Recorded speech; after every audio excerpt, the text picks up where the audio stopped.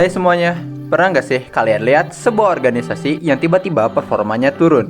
Kayak karyawan yang gak kompak, target yang gak tercapai, tapi manajemennya malah cuma bilang, ya udah kita adain training aja.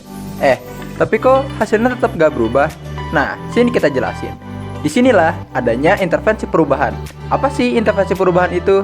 Bayangin aja, ada sebuah organisasi bernama PT POK. Direkturnya sebut saja Pak Fasya. Mulai sadar kalau perusahaannya mulai tertinggal, produktivitasnya turun, konflik antar timnya meningkat, dan karyawannya mulai kehilangan semangat.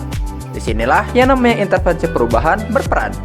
Intervensi perubahan adalah serangkaian tindakan yang dirancang secara sistematis untuk membantu organisasi berpindah dari kondisi sekarang ke kondisi yang lebih baik.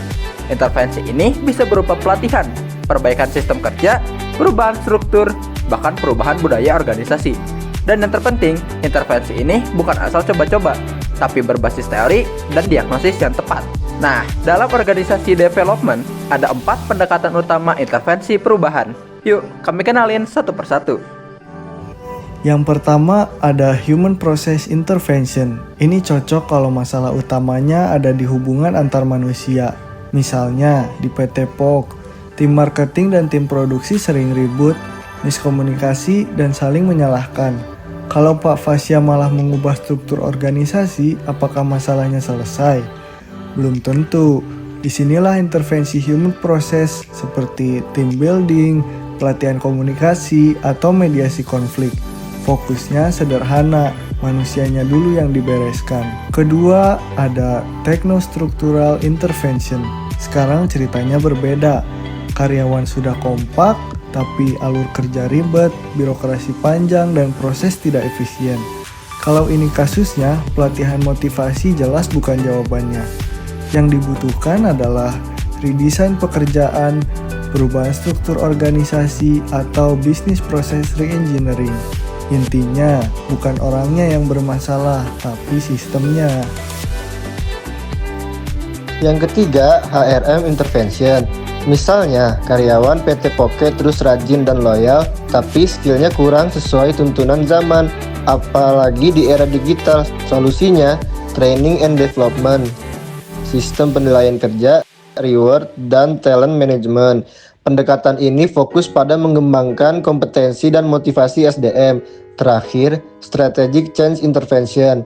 Ini dipakai kalau organisasi menghadapi perubahan besar. Contohnya, transformasi digital, perubahan budaya perusahaan, merger dan akuisisi. Di tahap ini, Pak Fasya harus berpikir strategis, karena yang berubah bukan cuma sistem atau orang, tapi arah organisasi secara keseluruhan. Nah, sekarang pertanyaannya, bagaimana cara memilih intervensi yang paling tepat? Jawabannya, nggak bisa asal pilih.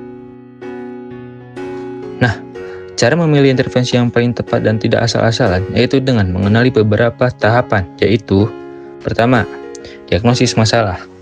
Cari akar masalahnya, bukan cuma gejalanya. Kedua, sesuaikan dengan tujuan perubahan. Mau itu efisien, mau itu budaya kolaboratif, mau itu transformasi digital. Ketiga, lihat siapa organisasi. Kalau karyawan belum siap, intervensi secanggih apapun pasti ada resiko kegagalannya. Keempat, bandingkan dampak dan biaya. Yang efektif bukan hanya yang paling mahal, tapi yang paling relevan. Kelima, pastikan ada dukungan manajemen. Tanpa dukungan pimpinan, perubahan pasti cuma jadi wacana. Dan yang terakhir, lakukan monitoring dan evaluasi. Karena perubahan itu bukan hanya sekali jalan. Kesalahan yang sering terjadi, banyak organisasi yang gagal karena 1. Memberikan pelatihan padahal masalahnya bukan di budaya kerja. 2. Mengubah struktur tanpa adanya komunikasi. 3. Tidak melibatkan karyawan. Dan yang terakhir, mengambil keputusan tanpa data yang jelas. Hasilnya apa? Perubahan gagal, resistensi meningkat, dan organisasi semakin stagnan. Jadi kenapa perubahan bisa gagal? Itu karena intervensi tidak sesuai dengan masalahnya. Nah, gimana? Jadi, intervensi perubahan merupakan elemen penting dalam proses pengembangan organisasi karena berfungsi sebagai alat untuk membawa organisasi dari kondisi saat ini menuju kondisi yang lebih efektif dan berkelanjutan.